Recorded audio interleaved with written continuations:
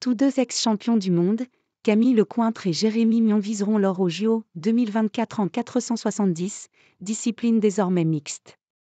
Jusqu'aux Jeux de Paris, la barreuse originaire du Havre et son équipier racontent leur parcours à l'AFP.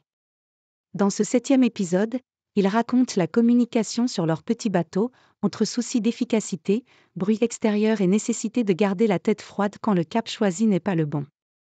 Top secret. Camille Lecointre, ce qui se dit sur le bateau ?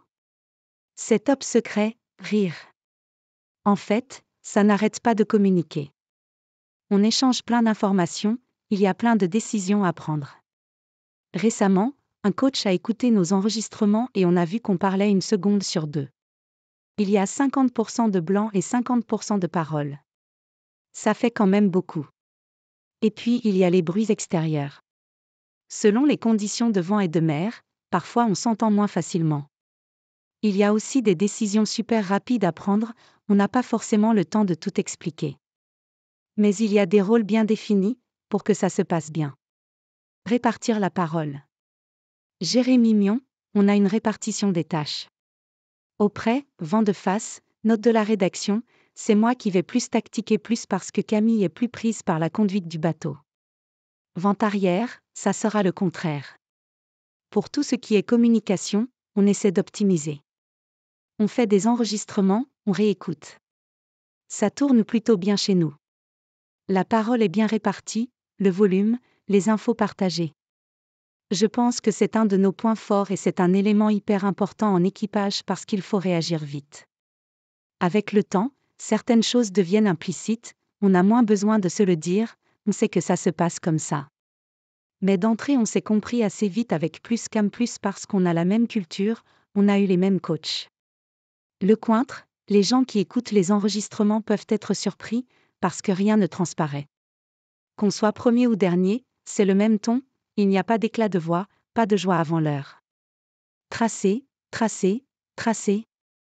Mion, ce qui pourrait arriver de pire, c'est qu'on pète un câble.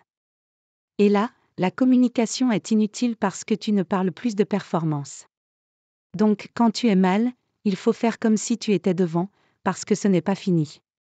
Quand on a pris un départ horrible à la médaille race du test event en juillet, on ne s'est pas dit plus merde, tu fais chier, pourquoi tu as fait ça, pourquoi tu n'as pas fait ci, plus. On s'est dit plus on dégage de là, on revire et on fait ce qu'on peut plus.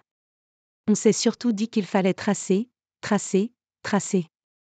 En tout cas, on est resté sur des discussions sur la vitesse, sur comment aller plus vite. Ce qu'on a mal fait, on en a parlé plus tard.